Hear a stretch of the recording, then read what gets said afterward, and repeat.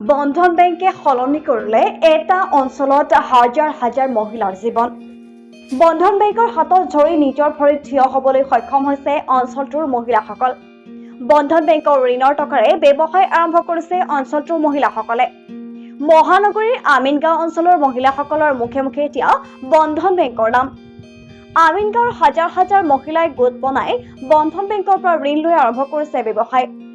বন্ধন বেংকৰ ঋণৰ টকাৰে কোনোবা গৰাকীয়ে যদি দিছে টেইলাৰিঙৰ দোকান, কোনোবা গৰাকীয়ে দিছে দোকান, কোনোবা গৰাকীয়ে কৰি আছে গাড়ীৰ ব্যৱসায়, আকৌ কোনোবা গৰাকীয়ে পুখুৰী খান্দি আৰম্ভ কৰিছে মৎস্য পালন।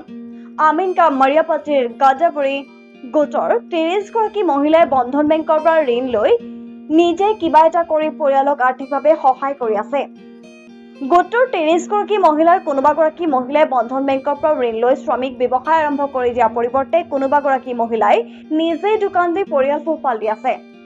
প্ৰথম অৱস্থাত ১০,০০০ টকা ঋণ লৈ ব্যৱসায় আৰম্ভ কৰা এই গোটৰ মহিলাসকল উন্নয়নৰ জখলাত আগুৱাই যোৱাৰ লগে লগে ঋণৰ পৰিমাণ বৃদ্ধি কৰিছে।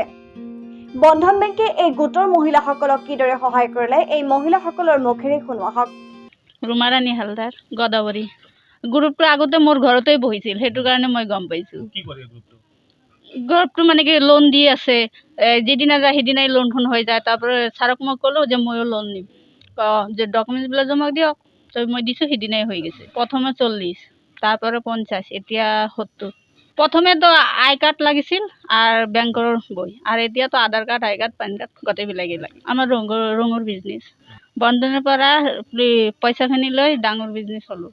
একেদৰে আমিনগাঁও বজাৰৰ কাষতে থকা সাগৰ গোটৰ মহিলাসকলেও বন্ধন বেংকৰ ঋণৰ টকাৰে বিভিন্ন ধৰণৰ ব্যৱসায় আৰম্ভ কৰি নিজকে আৰ্থিকভাৱে স্বাৱলম্বী কৰি তোলাৰ লগতে কৰ্ম সংস্থাপন দিছে বহু মহিলাকে। প্ৰথমে ১০ গৰাকী মহিলাই আৰম্ভ কৰা এই সাগৰ গোটত বৰ্তমান আছে ৩১ গৰাকী মহিলা। মৰিয়াপট্টি মছজিদৰ কাষতে আছে শ্বাফিনা বেগম নামৰ এইগৰাকী মহিলাৰ টেইলাৰিঙৰ দোকান। বন্ধন বেংকৰ ঋণৰ টকাৰে শ্বাফিনা বেগমে আৰম্ভ কৰিছিল দোকানখন। বন্ধন বেংকৰ সহায়ৰ ফলতে শ্বাফিনা বেগমে নিজে আৰ্থিকভাৱে টনকিয়াল হৈ উঠাৰ লগতে কৰ্মসংস্থাপন দিছে কেইবাগৰাকীও মহিলাকে। তো আগত মোৰ এটা মেচিন আছিলে, এতিয়া মোৰ ৪টা মেচিন হৈ গ'ল। আৰু মোৰ লগত আৰু মানুহ আছে, বন্ধনৰ পৰা লৈছে, সিও মানে ডেভেলপ কৰি আছে। আৰু আশা কৰি আছোঁ যে আৰু আমি ভালকৈ পাম লোন, তেনেহ'লে আৰু ডেভেলপ কৰিম। আমিনগাঁৱত মানে ভাল ডেভেলপ হৈ যালে ভাল আছিলে। আৰু মই প্ৰথমত ৩০,০০০ লৈছিলোঁ। প্ৰথমততো ৩০,০০০কৈ দিয়ে, বেছি নিদিয়ে। তাৰপিছত সেইটো দি মই মানে এটা মেচিন ল'লোঁ, আৰু লৈ কিনি মানে টুকটাক চলিছোঁ। তাৰপিছত নেক্সট লোন ল'লোঁ ৫০,০০০। সেইটো দি আকৌ অলপ আগবাঢ়িলোঁ, অলপ বস্তু কিনিলোঁ। আপোনাৰ ৰেডিমেড যেনেকৈ কাপোৰ আছে, কুৰ্তা, নাইটি, দুপাট্টা এইবিলাক ল'লোঁ। সেইটো দি আল্লাহৰ ৰহমত ভালে চলি আছে।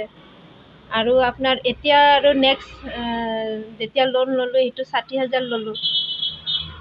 সেইটো দিয়ে মানে কিবা মাল আনিম। এতিয়াতো বেছি দিন হোৱা নাই, লৈছোঁ। লাহে লাহে মাল চাল ভৰিম আৰু দুৰ্গা পূজাৰ কাৰণে। স্বপ্না বেগম, সাগৰ গ্ৰুপ।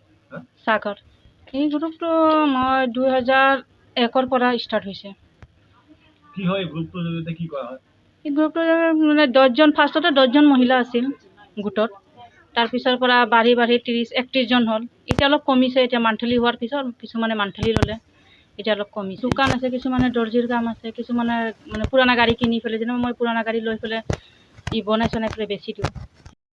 আপুনিও যদি ব্যৱসায় কৰি আৰ্থিকভাৱে স্বাৱলম্বী হৈ উঠাৰ লগতে আনকো কৰ্মসংস্থাপন দিব বিচাৰে, কিন্তু আপোনাৰ হাতত ধন নাই আৰু আপুনি হাত সাৱটি বহি আছে, তেন্তে কাষ চাপিব পাৰে বন্ধন বেংকৰ।